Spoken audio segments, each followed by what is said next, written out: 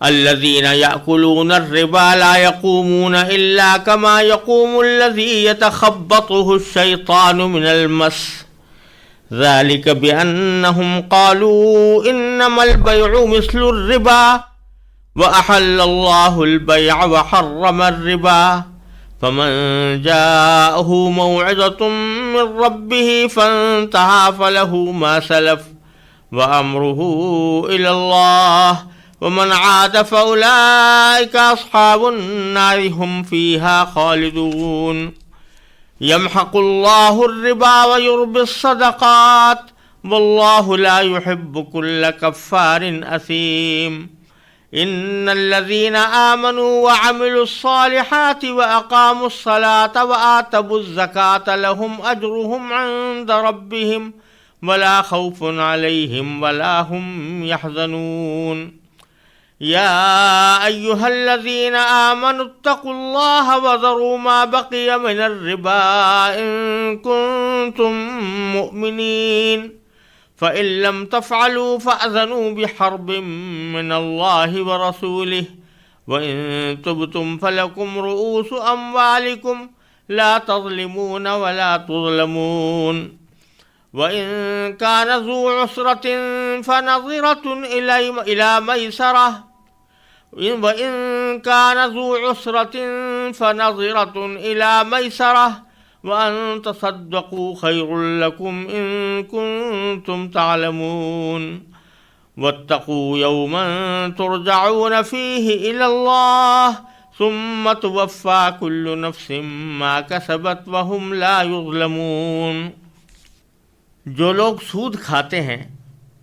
وہ قیامت میں اٹھیں گے تو اس شخص کی طرح اٹھیں گے جسے شیطان نے چھو کر پاگل بنا دیا ہو۔ یہ اس لیے ہوگا کہ انہوں نے کہا تھا کہ بیع بھی تو سود ہی کی طرح ہوتی ہے، حالانکہ اللہ نے بیع کو حلال کیا ہے اور سود کو حرام قرار دیا ہے۔ لہذا جس شخص کے پاس اس کے پروردگار کی طرف سے نصیحت آ گئی اور وہ باز آ گیا تو ماضی میں جو کچھ ہوا وہ اسی کا ہے، اور اس کی باطنی کیفیت کا معاملہ اللہ کے حوالے ہے۔ اور جس شخص نے لوٹ کر پھر وہی کام کیا تو ایسے لوگ دوزخی ہیں، وہ ہمیشہ اسی میں رہیں گے۔ اللہ سود کو مٹاتا ہے اور صدقات کو بڑھاتا ہے، اور اللہ ہر اس شخص کو ناپسند کرتا ہے جو ناشکرا گنہگار ہو۔ ہاں، وہ لوگ جو ایمان لائیں، نیک عمل کریں، نماز قائم کریں اور زکوٰۃ ادا کریں، وہ اپنے رب کے پاس اپنے اجر کے مستحق ہوں گے، نہ انہیں کوئی خوف لاحق ہوگا، نہ کوئی غم پہنچے گا۔ اے ایمان والو، اللہ سے ڈرو، اور اگر تم واقعی مومن ہو تو سود کا جو حصہ بھی کسی کے ذمے باقی رہ گیا ہو اسے چھوڑ دو۔ پھر بھی اگر تم ایسا نہ کرو گے تو اللہ اور اس کے رسول کی طرف سے اعلان جنگ سن لو، اور اگر تم سود سے توبہ کرو تو تمہارا اصل سرمایہ تمہارا حق ہے۔ نہ تم کسی پر ظلم کرو، نہ تم پر ظلم کیا جائے، اور اگر کوئی تنگ دست ہو تو اس کا ہاتھ کھلنے تک مہلت دینی ہے، اور صدقہ ہی کر دو تو یہ تمہارے حق میں کہیں زیادہ بہتر ہے، بشرطے کہ تم کو سمجھ ہو۔ اور ڈرو اس دن سے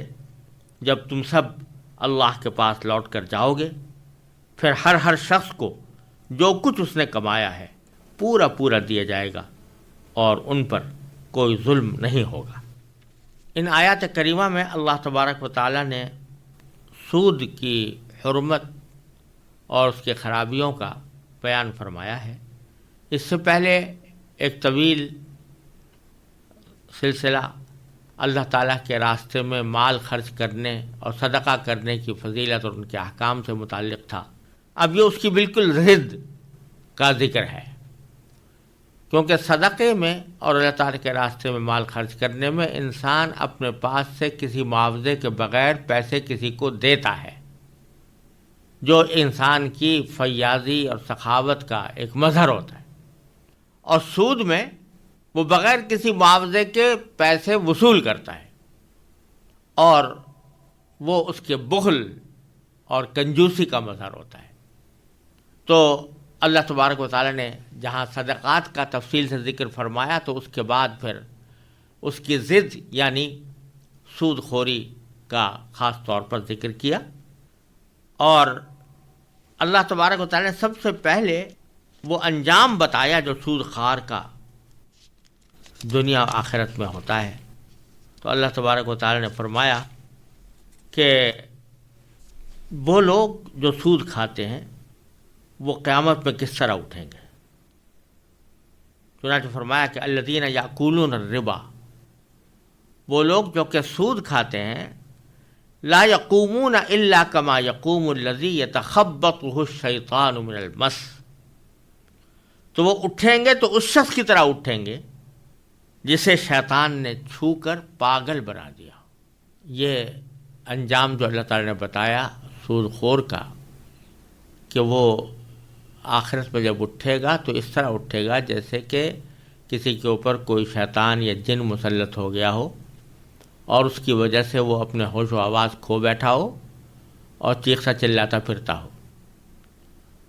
یہ خاص طور پر اللہ تعالیٰ نے یہ مثال دی ہے کہ سود خور کو اس طرح اٹھایا جائے گا۔ یہ در حقیقت اس خاص انجام کی وجہ بظاہر یہ معلوم ہوتی ہے کہ دنیا میں جب سود خور لوگوں سے سود لے لے کر اپنی آمدنی میں اضافہ کرتا تھا تو اس میں اس کو غریب لوگوں کی غربت کی کوئی پرواہ نہیں ہوتی تھی، اور اس کے سامنے اگر لوگ فقر و فاقے کا بھی شکار ہوں تو اس کو ان سے کوئی ہمدردی ہونے کے بجائے وہ اپنے سود کے مطالبے کے اوپر ڈٹا رہتا تھا۔ تو گویا اس نے اپنی دولت کو جمع کرنے کی ہوس میں اپنے ہوش کھوئے ہوئے تھے۔ تو جس طرح وہاں دنیا میں اس نے دولت جمع کرنے کی خاطر اپنے ہوش و حواس کھوئے ہوئے تھے، تو اللہ تبارک و تعالیٰ اس کو آخرت میں بھی اسی حالت میں اٹھائیں گے کہ وہ ہوش و حواس گم کردہ ہوگا۔ پھر ایک تو پاگل ہوتا ہے جو کسی طبی وجہ سے اس کا دماغ درست نہ رہا ہو یا کسی بیماری کی وجہ سے بے ہوش ہو گیا ہو، لیکن یہاں اللہ تعالیٰ فرما رہے ہیں کہ نہیں، اس طرح کا بیمار بنا کر اس کو نہیں اٹھایا جائے گا، بلکہ ایسے شخص کی طرح اٹھایا جائے گا جس کو شیطان نے چھو کر پاگل بنا دیا ہو۔ شیطان سے مراد سرکش جنات ہیں کہ سرکش جنات وہ جب کسی کو چھوتے ہیں بعض اوقات تکلیف پہنچانے کے لیے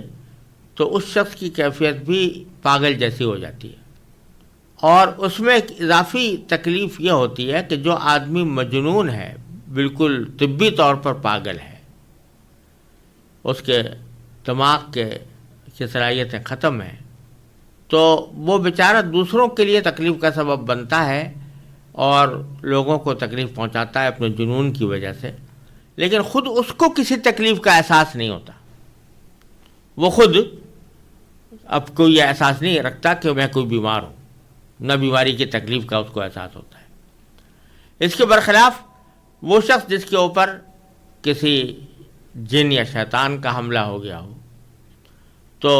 وہ اپنے ہوش و حواس بھی کھو بیٹھتا ہے، ساتھ ساتھ اس بات کی تکلیف بھی محسوس کرتا ہے کہ وہ اپنے معمول کی زندگی میں نہیں ہے۔ تو اللہ بچائے، وہاں پر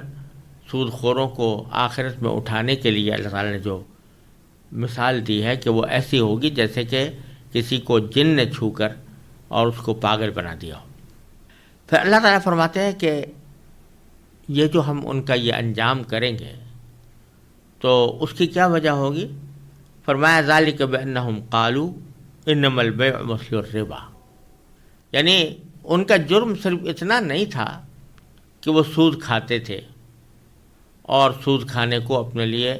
جائز سمجھتے تھے، بلکہ ان کے گناہ کی کیفیت تھی کہ وہ اس گناہ کو گناہ سمجھنے ہی سے انکار کرتے تھے، اور جب ان کو اللہ تعالیٰ کے اس حکم کی اطلاع دی جاتی تھی کہ اللہ تعالیٰ نے سود منع کیا ہے تو اس کے جواب میں وہ کوئی شرمندگی کا اظہار کرنے کے بجائے یا اپنے کسی گناہ کا اعتراف کرنے کے بجائے وہ سینہ زوری سے یہ کہتے تھے کہ سود تو کوئی بری بات نہیں ہے، بلکہ ساتھ میں یہ کہتے تھے کہ سود بھی تو ایک ایسی شکل ہے تجارت کی جیسے کہ بیع ہوتی ہے، لہذا اگر بیع جائز ہے تو سود بھی جائز ہونا چاہیے۔ تو یہ مطالبہ وہ کرتے تھے کہ سود کو حلال کرنا چاہیے، بلکہ بات تو اصل میں کہنا یہ تھی کہ سود بھی تو بیع کی طرح ہے کہ سود جو ہے وہ اس میں ہم پیسے دے کر نفع حاصل کرتے ہیں اور بیع کے اندر کوئی سامان دے کر نفع حاصل کیا جاتا ہے۔ تو کہنا تو یوں تھا کہ سود بھی تو بیع کی طرح ہے، تو لہذا اگر بیع جائز ہے تو سود بھی جائز ہونا چاہیے۔ لیکن وہ ایک استہزاء کا انداز اختیار کرتے تھے، اور استہزاء کا انداز اختیار کر کے یہ کہتے تھے کہ بیع بھی تو سود ہی کی طرح ہے، لہذا اگر سود کو حرام کرنا ہے تو پھر بیع کو بھی حرام کرو، کیونکہ دونوں ایک جیسی چیزیں ہیں۔ تو اللہ تبارک و تعالی نے فرمایا کہ ان کا جو آخرت میں یہ برا انجام ہو رہا ہے یہ صرف اس وجہ سے نہیں کہ یہ سود کھاتے تھے، بلکہ اس وجہ سے کہ سود کے جواز کے اوپر دلائل پیش کرنے کے تیار تھے، اور وہ دلائل پیش کرنے کا انداز بھی تمسخر آمیز انداز تھا۔ اس لیے اللہ تعالیٰ نے ان کا یہ انجام کیا کہ وہ ان کو اس طرح کر کے اٹھایا۔ یہاں یہ سمجھ لیجئے کہ سود یا ربا جس کو عربی زبان میں کہا گیا ہے، اس کو اللہ تعالیٰ نے ہر جگہ جہاں پر بھی ذکر فرمایا تو اس کا مفہوم اہل عرب کے سامنے بالکل واضح تھا، اس میں کوئی پوشیدگی، کوئی ابہام اجمال نہیں تھا، اور اس کی کسی تعریف، باقاعدہ قانونی تعریف کرنے کی بھی ضرورت نہیں تھی، کیونکہ ہر شخص جانتا ہے کہ سود کیا چیز ہوتی ہے، اس واسطے کوئی تعریف کرنے کی ضرورت نہیں تھی۔ اللہ تعالیٰ نے شراب کی بھی تعریف نہیں کی، زنا کی بھی تعریف نہیں کی، جھوٹ کی بھی تعریف نہیں کی، غیبت کی بھی تعریف نہیں کی۔ وہ اس لیے نہیں کی کہ سب لوگ اس کے معنی سے واقف ہیں۔ اسی طرح ربا کی بھی تعریف نہیں کی، لیکن اس کا معنی سب جانتے تھے، اور یہ کہ ہر شخص کو معلوم تھا سود یا ربا ہر اس زیادہ رقم کو کہا جاتا ہے جو کسی قرض پر طے کر کے وصول کی جائے۔ ایک قرضہ کسی کو دیا گیا ہے تو اس میں اگر طے کر کے یہ بات وصول کی جائے کہ بھئی ہم تمہیں 100 روپے قرض دے رہے ہیں اور جب لیں گے تو 105 کر کے لیں گے، تو یہ 5 روپے جو ہیں یہ سود ہو گئے، اور اسی کو ربا کہا گیا ہے۔ یہ بات بالکل واضح طریقے پر قرآن کریم سے بھی معلوم ہوتی ہے اور رسول اللہ صلی اللہ علیہ وسلم کی احادیث سے معلوم ہوتی ہے کہ سود ہر اس رقم کو کہتے ہیں جو قرض کے اوپر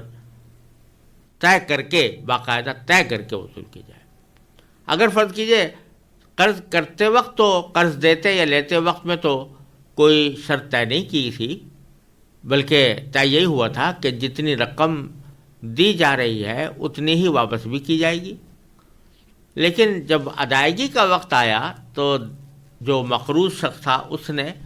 قرضے کی اصل رقم سے کچھ زیادہ دے دیا اپنی خوشی سے، کوئی مطالبہ قرض خواہ کی طرف سے بھی نہیں تھا اور نہ کوئی باقاعدہ شرط طے ہوئی تھی، لیکن اس نے اپنی طرف سے خوشی سے کچھ زیادہ دے دیا۔ تو نہ صرف یہ کہ یہ سود نہیں ہے اور حرام نہیں ہے، لینے والے کے لیے لینا بھی جائز ہے اس کا، بلکہ مقروض کے لیے اس کو فضیلت کا سبب قرار دیا گیا ہے، اور اس کو حسن قضا کہتے ہیں، یعنی اچھی طریقے سے قرضی کی ادائیگی۔ اور یہ رسول اللہ صلی اللہ علیہ وسلم کا اپنا معمول بھی تھا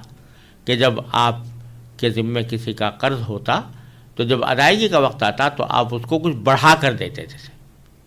لیکن یہ بڑھا کر دینا نہ تو قرض کے معاہدے میں طے ہوتا تھا، نہ مقروض کی طرف سے کوئی مطالبہ ہوتا تھا، نہ کوئی ایسا رواج تھا کہ جس کو یہ سمجھا جائے کہ یہ بھی گویا مشروط کے حکم میں ہے۔ تو اس وجہ سے رسول اللہ صلی اللہ علیہ وسلم نے اس کا اہتمام فرمایا۔ لیکن آج بھی اگر کوئی شخص یہ کرنا چاہے تو بہت اچھی بات ہے، لیکن قرض میں طے کر کے یا کوئی ایسی صورت بنا کر کہ جس سے وہ مشروط جیسا ہو جائے تو اس طرح جو دیا جائے گا وہ سود ہی ہوگا۔ تو انہوں نے جو قیاس کیا تھا بیع کے اوپر ربا کو، اور کہا تھا کہ جیسے بیع ہے ویسی ربا بھی ہے، دونوں کے درمیان کوئی فرق نہیں ہے، تو وہ اس لیے کہہ رہے تھے کہ بیع کے اندر کیا ہوتا ہے کہ کوئی آدمی اپنا کوئی سامان بیچتا ہے، جتنی لاگت پر اس نے لیا تھا اس سے کچھ نفع اپنے اوپر رکھ کر پھر بیچتا ہے، بلکہ اس میں یہ بھی ہوتا ہے، اور یہ رسول کریم صلی اللہ علیہ وسلم کے عہد مبارک میں بھی ہوتا تھا کہ کسی شخص نے کوئی سامان خریدا، سامان بیچا، لیکن اگر خریدار نے اس کے رقم کی ادائیگی کے لیے کچھ مدت عقد قرض عقد بیع کے اندر ہی طے کر لیا ہے کہ مثلا میں اپنے اس کے پیسے 6 مہینے کے بعد ادا کروں گا، تو اس صورت میں بھی بیع کے اندر کوئی قیمت مقرر کر لی جاتی تھی، اور بعض اوقات وہ نقد قیمت سے کچھ زیادہ بھی ہوتی تھی۔ لیکن جب ایک مرتبہ وہ نقد قیمت متعین ہو گئی، ادھار قیمت متعین ہو گئی، تو اب اگر فرض کرو کہ بعد میں جس شخص نے وہ چیز خریدی تھی وہ وقت پر ادائیگی نہ بھی کرے، تب بھی قیمت میں کوئی اضافہ نہیں ہوتا تھا۔ تو ادھر جاہلیت کے لوگ یہ کرتے تھے، عرب کی جاہلیت کے لوگ یہ کرتے تھے کہ اگر فرض کرو کہ وہ اپنے وقت کے اوپر پیسے ادا نہ کر سکا تو اس سے کہتے تھے اما ان تقضی و اما ان تربی، کہ یا تو ہمارے ادا کر دو، جو ہمارے ذمہ قیمت ہے وہ ادا کر دو، اور وہ اما ان تربی، یا پھر تم اس کے اندر اضافہ کر دو، قیمت میں اضافہ کر دو، یعنی پیچھے پیسے اگر 100 روپے تھے تو اب چونکہ تم نے وقت پہ ادا نہیں کیا، آئندہ ادا کرو گے تو اب اس میں کچھ مزید اضافہ کر دو۔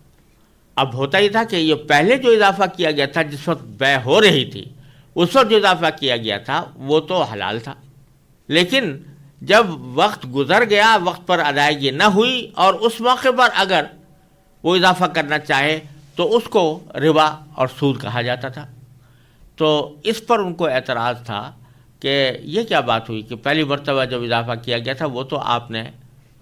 اس کو تو کوئی ناجائز قرار نہیں دیا، لیکن دوسری مرتبہ جب اضافہ کیا گیا اور اس کے اندر زیادتی کی گئی تو اس کو آپ حرام قرار دے رہے ہیں۔ تو اللہ تبارک و تعالی سے ان کو یہ گویا شکوہ تھا کہ آپ نے بیع کو تو حلال کر دیا ہے اور ربا کو حرام کر دیا۔ حالانکہ یہ اعتراض بڑا احمقانہ تھا، اس لیے احمقانہ تھا کہ عقلی طور پر بھی جو ایک چیز جو سامان تجارت ہوتی ہے اس کے حالات مختلف ہیں، اس کے احکام مختلف ہیں،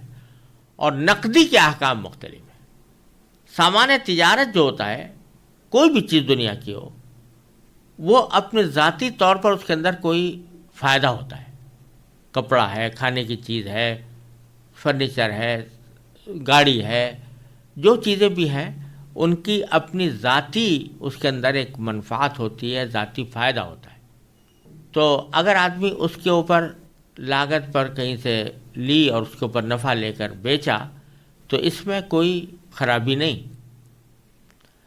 لیکن نقدی جو ہے، نقدی کو اللہ تبارک و تعالیٰ نے سامان تجارت نہیں بنایا۔ نقدی صرف اس کام کے لیے پیدا ہوئی ہے کہ اس کو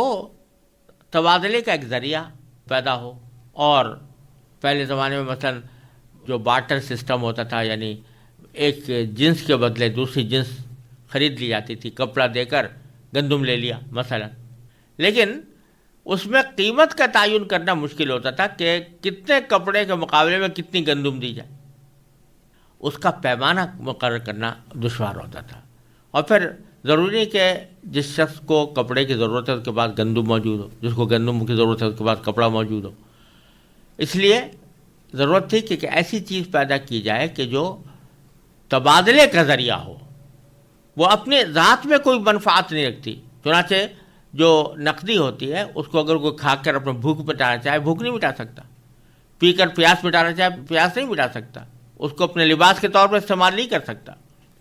ہاں، اس کو دے کر کوئی چیز ایسی حاصل کی جا سکتی ہے جس سے نفع ہو۔ تو اس واسطے ان کا یہ اعتراض بالکل لغو تھا کہ بیع اور ربا دونوں ایک جیسے ہیں، کیونکہ بیع ہوتی ہے سامان تجارت کی اور سود ہوتا ہے نقدی میں، اور نقدی ایسی چیز نہیں کہ جو سامان تجارت بنائی جائے، وہ صرف آلۂ تبادلہ ہے، لہٰذا دونوں میں زمین آسمان کا فرق ہو گیا۔ اللہ تبارک و تعالیٰ نے یہ فرق رکھا ہے دونوں چیزوں میں احکام کے اعتبار سے۔ تو نفع سامان تجارت پر آپ وصول کر سکتے ہیں، لیکن نقدی کے اوپر نفع لینا یہ کسی بھی صورت جائز نہیں ہے، نہ ہاتھ در ہاتھ معاملے میں، نہ ادھار کے معاملے میں۔ اور جو اشیاء ضرورت ہے یا جن کو سامان تجارت کہا جا رہا ہے، تو اس میں نفع لینا جائز ہے، نقد سودے کے اوپر بھی اور ادھار سودے پر بھی۔ اور نقدی کا تبادلہ جب نقدی سے ہو تو نہ نقد سودے کے پر کوئی اضافہ لینا جائز ہے، نہ ادھار سودے کے اوپر کوئی نفع لینا جائز ہے، کیونکہ دونوں کے احکام میں زمین و آسمان کا فرق ہے۔ یہ بہرحال ایک اچھی خاصی فلسفیانہ بحث ہے کہ جو سامان تجارت اور نقدی کے درمیان کیا فرق ہے اور دونوں کے احکام میں کیوں فرق ہونا چاہیے۔ میں نے اپنی متعدد تحریروں میں اس کو واضح کرنے کی کوشش کی ہے۔ جو حضرات اس بارے میں مزید تفصیل جاننا چاہیں تو میری کتاب جو سود پر تاریخی فیصلہ کے نام سے اردو میں شائع ہوئی ہے، اور انگریزی میں وہ اصل میں سپریم کورٹ آف پاکستان میں جو فیصلہ میں نے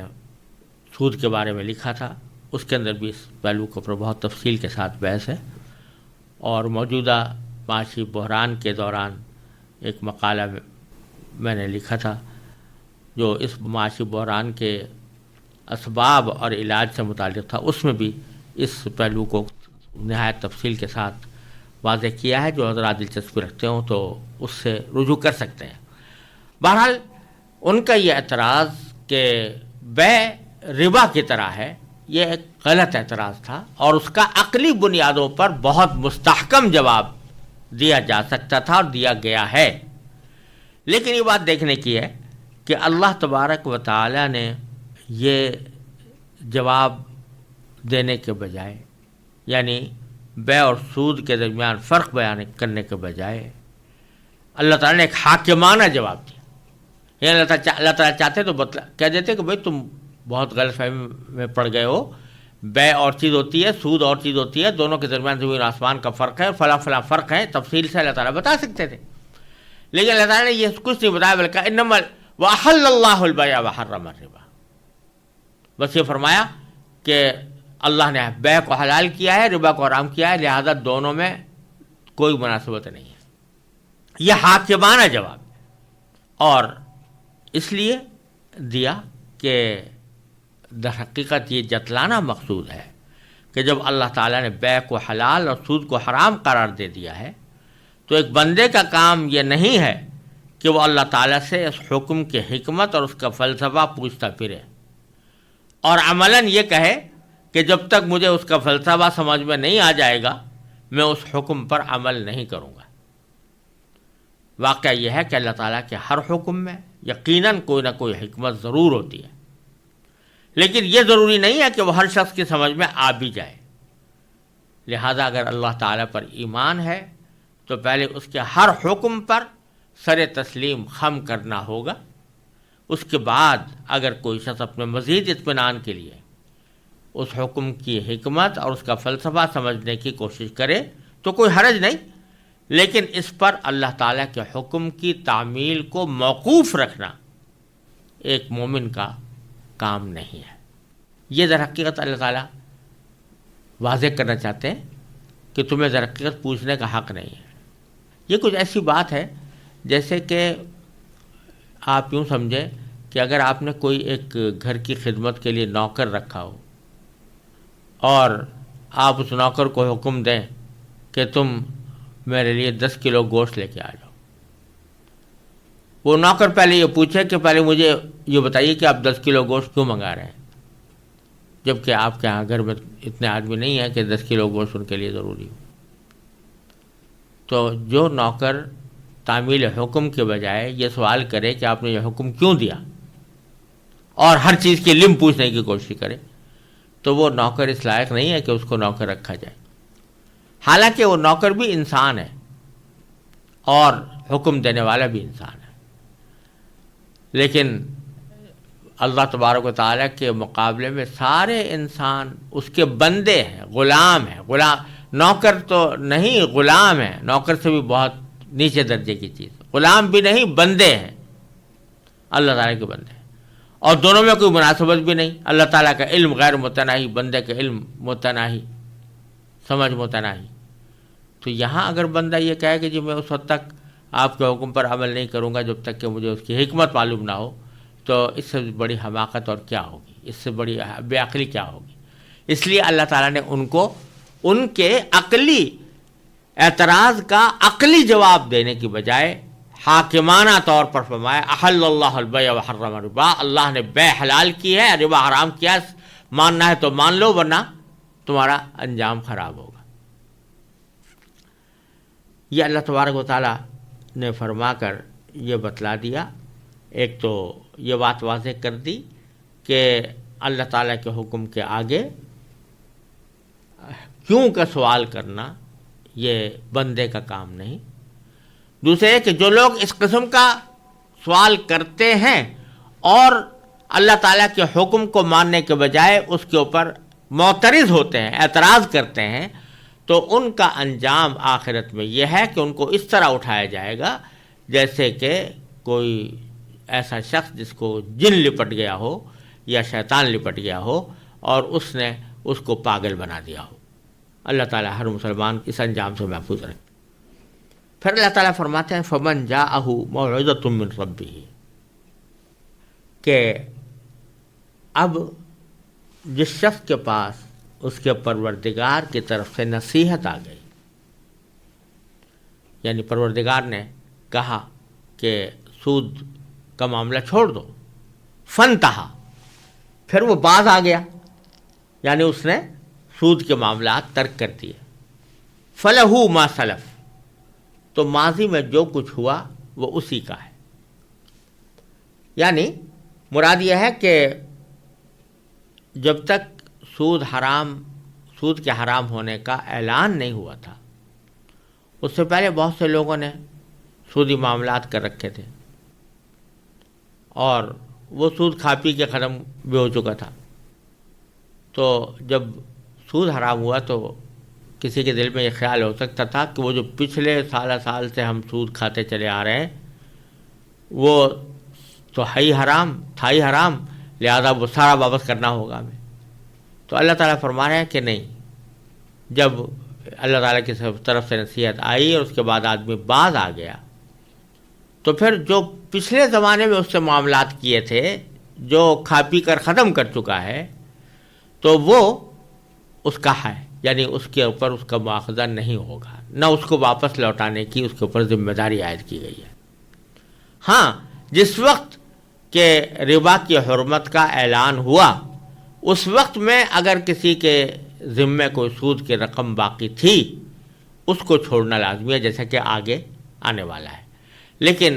جو واقعات معاملات پہلے پیش آ چکے ان کے بارے میں اللہ تعالیٰ نے فرمایا کہ یہ اس کے اوپر اس کا کوئی مواخذہ نہیں ہے اور وہ اس سے مطالبہ نہیں کیا جائے گا کہ وہ واپس کرے. فَلَهُ مَا سَلَفَ وَأَمْرُهُ إِلَى اللَّهِ، اور اس کا معاملہ اللہ کے حوالے ہے. یعنی یہ بات کہ جو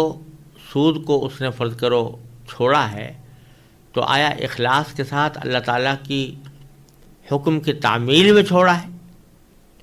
یا سود کو سمجھتا تو برحق ہے اور کسی دباؤ میں آ کر وقتی طور پر چھوڑ دیا، آئندہ اس کا ارادہ ہے کہ جب کبھی موقع ملے گا تو سود کا کاروبار کروں گا. تو ظاہر ہے کہ وہ اس شخص کا انجام مختلف ہوگا اس شخص سے جو اخلاص کے ساتھ سود چھوڑ رہا ہے. تو اس لیے اللہ تعالیٰ فرماتے ہیں کہ ظاہری دنیا کے اندر تو آدمی کے جو ظاہری اعمال ہوتے ہیں انہی کے مطابق فیصلہ کیا جاتا ہے، انہی کے مطابق عمل کیا جاتا ہے، انہی کے مطابق اس سے سلوک کیا جاتا ہے. لیکن جو اس کی باطنی کیفیت ہے وہ تو اللہ تعالیٰ ہی بہتر جانتے ہیں، اس لیے وہ معاملہ اللہ کے حوالے ہے. وَأَمْرُهُ إِلَى اللَّهِ، ہمارے سامنے اگر کوئی شخص سود سے باز آ گیا تو ہم یہ سمجھیں گے کہ اس نے سود چھوڑ دیا. ہم اس کو بلا وجہ بدگمانی نہیں کریں گے کہ یہ اس نے محض دباؤ میں آ کر چھوڑا ہے اور یہ اس کو برا نہیں سمجھتا اور آئندہ بھی کرے گا. لیکن اللہ تعالیٰ کو جانتے ہیں، لہذا اس کا معاملہ اللہ کے ساتھ، یہ مطلب ہے وَأَمْرُهُ إِلَى اللَّهِ، اور اس کا معاملہ اللہ تعالیٰ کے ساتھ ہے، اللہ تعالیٰ کی طرف ہے۔ وَمَنْ عَادَ، اور جس شخص نے لوٹ کر پھر وہی کام کیا، یعنی وہی سود لینا شروع کیا، تو ان کے بارے میں فرمایا کہ فَأُولَٰئِكَ أَصْحَابُ النَّارِ، تو ایسے لوگ دوزخ کے باسی ہیں، ہم فیہا خالدون، وہ اسی میں رہیں گے۔ یعنی مطلب یہ ہے کہ جن لوگوں نے حرمت سود کو تسلیم نہیں کیا اور وہی اعتراض کرتے رہے کہ بے اور سود میں کوئی فرق نہیں، اور وہ کافر ہونے کی وجہ سے ابدی عذاب کے مستحق ہوں گے، کیونکہ وہ انہوں نے مانا ہی نہیں، قرآن کے حکم کو نہیں مانا، رسول کریم صلی اللہ علیہ وسلم کے ارشاد کو نہیں مانا، تو وہ کافر ہیں، مسلمان ہے ہی نہیں۔ لہٰذا اللہ تعالیٰ نے فرمایا کہ وہ دوزخ کے باسی ہیں اور اس میں ہمیشہ رہیں گے۔